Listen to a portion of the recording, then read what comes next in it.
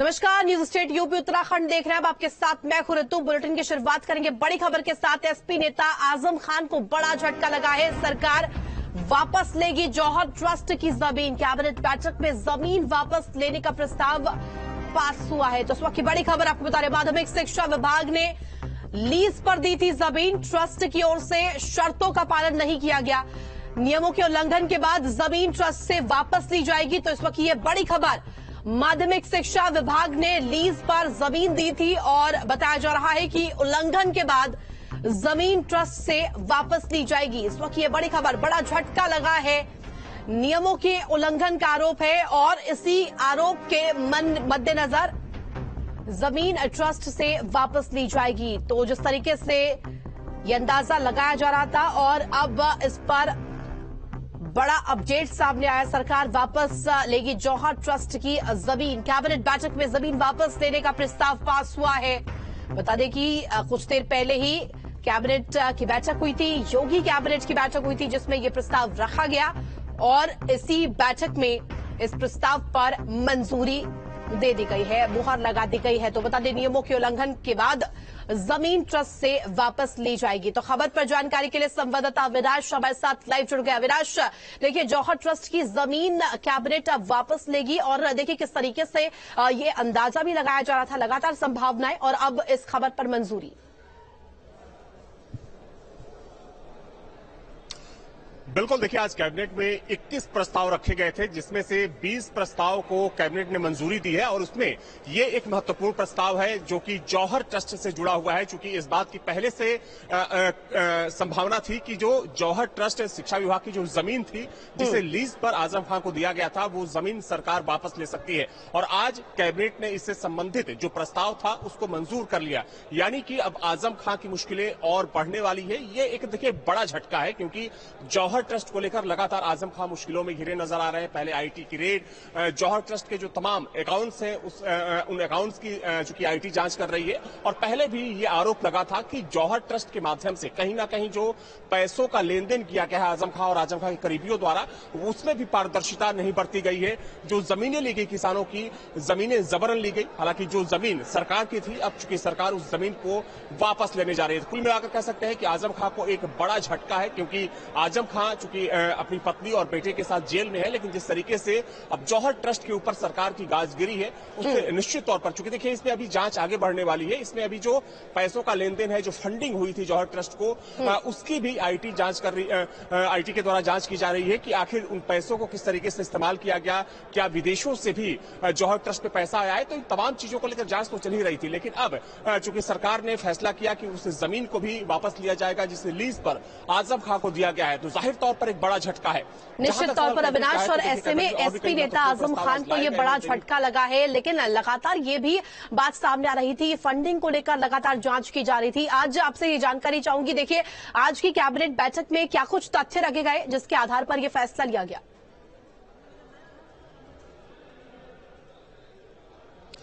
देखिए चूंकि अगर हम जौहर ट्रस्ट की जमीन की बात करें तो पहले ही उस जमीन की जांच की जा रही थी। जो एक प्रक्रिया होती है लीज पर जमीन देने की, चूंकि उसमें ये बात सामने आई थी कि कहीं ना कहीं पारदर्शिता नहीं बरती गई थी लीज पर जब समाजवादी पार्टी की सरकार थी उस जमीन को देते समय, और तमाम जो अनियमितताएं थी वो अनियमितताएं उसमें देखी गई, उसका सही इस्तेमाल नहीं किया गया। तो इन तमाम तथ्यों को रखा गया है। चूंकि जो संबंधित विभाग है उस विभाग के द्वारा इन्हीं तथ्यों के आधार पर इस प्रस्ताव को तैयार किया गया था और उस प्रस्ताव को आज जब कैबिनेट में रखा गया तो सबकी सहमति से उस प्रस्ताव को सरकार ने मंजूर कर लिया। देखिए जहां तक सवाल जौहर ट्रस्ट में वित्तीय लेन देन का है, तो चूंकि पहले से ही इस बात की जांच की जा रही है कि जो फंडिंग हुई है जौहर ट्रस्ट में, क्या वो फंडिंग सही है, वैध है या अवैध है। और चूंकि देखिए हाल फिलहाल में अगर हम बात करें तो आईटी की जो रेड हुई आजम खान के करीबियों पर, कहीं ना कहीं उस रेड में भी जौहर ट्रस्ट की जो फंडिंग थी उस फंडिंग को लेकर जांच की जा रही है। सूत्रों के मुताबिक आईटी को तमाम ऐसे इनपुट्स मिले हैं जिसके आधार पर आईटी की जो जांच है वो आगे बढ़ने वाली है और माना जा रहा है कि आईटी की जांच जैसे जैसे आगे बढ़ेगी आजम खान की मुश्किलें भी बढ़ती जाएंगी। अविनाश, देखिए माध्यमिक शिक्षा विभाग ने बताया जा रहा है कि लीज पर ये जमीन दी थी ट्रस्ट को। ऐसे में अब माध्यमिक शिक्षा विभाग की तरफ से क्या साक्ष्य रखे गए थे इसको लेकर? बिल्कुल देखिए, ये शिक्षा विभाग की ही जमीन थी और पहले वहां पर एक सरकारी कार्यालय हुआ करता था। और जो एक नियम होता है, जो एक प्रक्रिया होती है, चूंकि अभी आकाश सक्सेना जो कि रामपुर से ही विधायक है, वो भी लोक भवन में मौजूद। बिल्कुल अविनाश, आपको रोकना चाहूंगी, हमारे साथ एसपी नेता फखरुल हसन जुड़ गए हैं। बहुत स्वागत आपका न्यूज स्टेट पर। फखरुल जी, सबसे पहला सवाल और सबसे पहले रिएक्शन आपका चाहूंगी। देखिए, अब जमीन वापस ली जाएगी, माध्यमिक शिक्षा विभाग वापस लेगा जमीन। देखिए, शिक्षा कहीं भी होगी और वो शिक्षा सवाल खड़े करती है, तो भारतीय जनता पार्टी ये कैसे स्वीकार कर ले कि उत्तर प्रदेश के जो नौजवान हैं, गरीब है, किसान के बच्चे हैं, उनको शिक्षा मिल जाए। और भारतीय जनता पार्टी से वो सवाल पूछे बेरोजगारी पे, महंगाई पे, किसान पे, मजदूर पे, सेना में नौकरी पे। तो माननीय आजम साहब, उनके परिवार के साथ जितना जुल्म और ज्यादती भारतीय जनता पार्टी की सरकार में हो रहा है, भारत के इतिहास में किसी भी राजनीतिक व्यक्ति, उसके परिवार के साथ इतना जुल्म और ज्यादती नहीं। माननीय न्यायालय ने जब एक मामले में उनको सजा दी और ऊपरी अदालत में उसको चुनौती दी गई, तो उसको उस आदेश में लिखा कि एक अधिकारी ने टिप्पणी करते हुए उनको बाइज्जत बरी किया था। तो ये जो जमीन का निरस्तीकरण है, जो ट्रस्ट को जमीन मिली हुई थी, ये तो बहुत छोटा मामला है। भारतीय जनता पार्टी की सरकार, वो देश के संविधान, उनको लोकतंत्र में विश्वास नहीं है। मुझे जिस तरीके से माननीय अखिलेश यादव जी के फोन और विपक्ष के दूसरे फोनों को टेप किया जा रहा है, उनके जासूसी करने का प्रयास किया जा रहा है, तो जो 2024 का लोकसभा चुनाव नजदीक है, अब माननीय आजम साहब या विपक्ष के नेताओं के खिलाफ जितनी कार्रवाई है वो लगातार होती रहेगी। ईद की कार्रवाई पूरे देश में विपक्षी नेताओं के खिलाफ चल रही है, माननीय आजम साहब के खिलाफ भी ये कार्रवाई चल रही है। तो ये पूरा का पूरा मामला केवल 2024 के लोकसभा चुनाव को लेके है। भारतीय जनता पार्टी किसी भी हालत में सत्ता हासिल करना चाहती है, उसके लिए वो देश के संविधान, लोकतंत्र, न्यायपालिका, लोकलाज सबको ताक पर रख देना चाहती है। लेकिन इसके लिए कहा जा रहा है कि माध्यमिक शिक्षा विभाग ने तमाम साक्ष्य भी दिए हैं, लीज पर बताया जा रहा है कि जमीन थी, इसके बावजूद भी अगर आप ऐसी बात कह रहे हैं। साक्ष्य तो जितने मुकदमों में चार्जशीट फाइल की गई है, जो मुकदमे लिखाए गए हैं, आप क्या स्वीकार कर सकती हैं? माननीय आजम साहब, उनकी पत्नी एक शराब की दुकान में गई और शराब के गल्ला लूट लिया। आप स्वीकार कर सकते हैं कि उन्हें, वो आजम साहब, उनका परिवार किताबें चोरी करेगा, बकरी चोरी करे? ये देश की जनता देख रही है कि किस तरीके से जुल्म और ज्यादती हो रही है। साक्ष्य तो जो सरकार है वो तो आप रस्सी को भी साफ बना देगी। आपके खिलाफ, हमारे खिलाफ, उनको जो मुकदमे बनाने होंगे बना देंगे। वो आज सत्ता में है, वो कुछ भी कर सकते हैं, वो किसी के खिलाफ भी कार्रवाई कर सकते हैं, ईडी, सीबीआई, किसी का भी इस्तेमाल कर सकते हैं। तो ये देश के लोकतंत्र और संविधान पे खतरा है। समाजवादी पार्टी, इंडिया गठबंधन भारतीय जनता पार्टी को 2024 के लोकसभा चुनाव में रोकेगा। वो चाहे जितना जुल्म कर ले, चाहे जितना ईडी, सीबीआई एजेंसियों का दुरुपयोग विपक्ष के नेताओं के खिलाफ कर ले, सरकारी गलियारे से जितने हथियार हैं उनका इस्तेमाल कर ले विपक्ष के नेताओं के खिलाफ, जो लोकतंत्र में सरकार के पास ताकतें होती हैं, उन हथियारों का।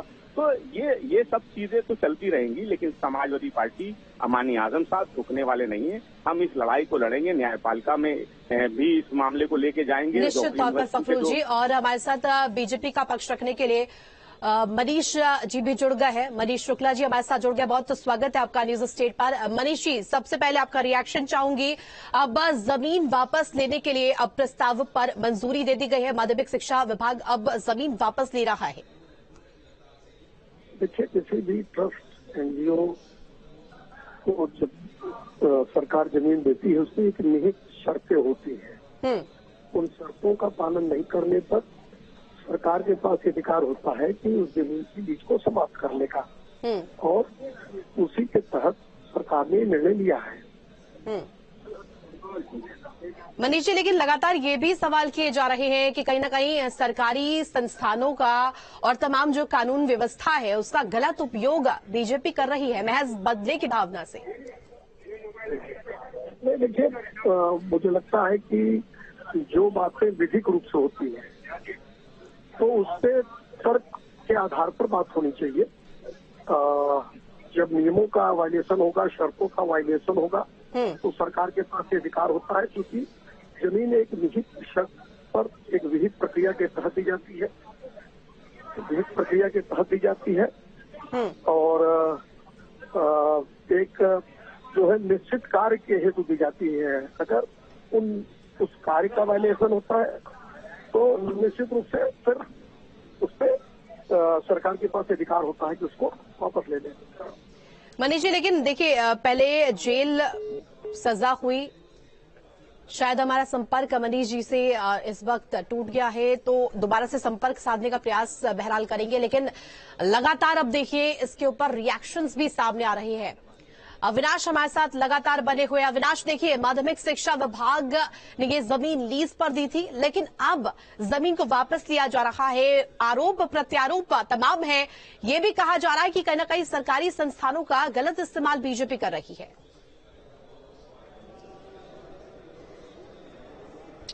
देखिए, समाजवादी पार्टी शुरू से ही भाजपा पर यह आरोप लगा रही है आजम खां के मामले में कि आजम खां मुसलमान है, इसलिए उनको परेशान किया जा रहा है। लेकिन देखिए, इसमें एक तथ्य ये भी है कि जो भी मुकदमे वहां पर दर्ज कराए गए, वो मुकदमे वहां के स्थानीय लोगों ने, वहां के प्रशासन की तरफ से दर्ज कराए गए। उसमें हालांकि हाँ, ये भी सच है कि जो आकाश सक्सेना है, जो रामपुर से विधायक हैं, उनकी तमाम शिकायतों के आधार पर, जब वो विधायक नहीं थे तो उनकी शिकायतों के आधार पर भी आजम खां के खिलाफ कई मुकदमे दर्ज हुए।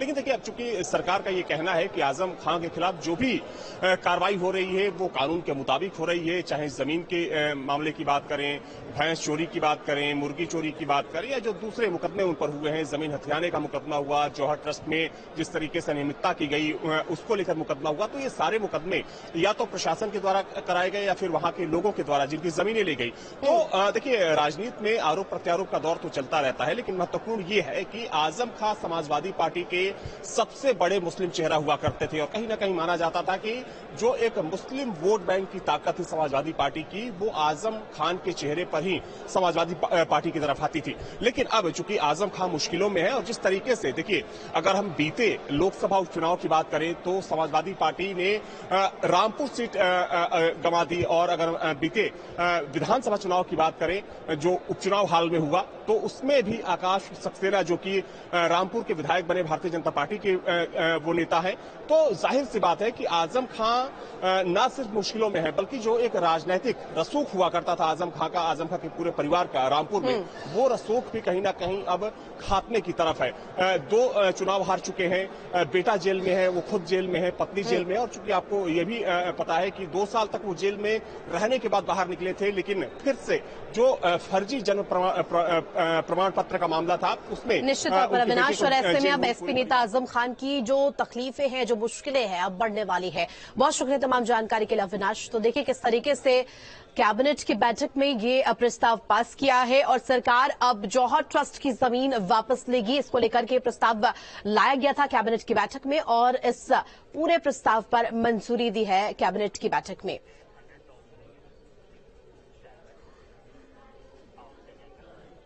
और अब सीधे रुख करेंगे स्टेट 100 खबर का।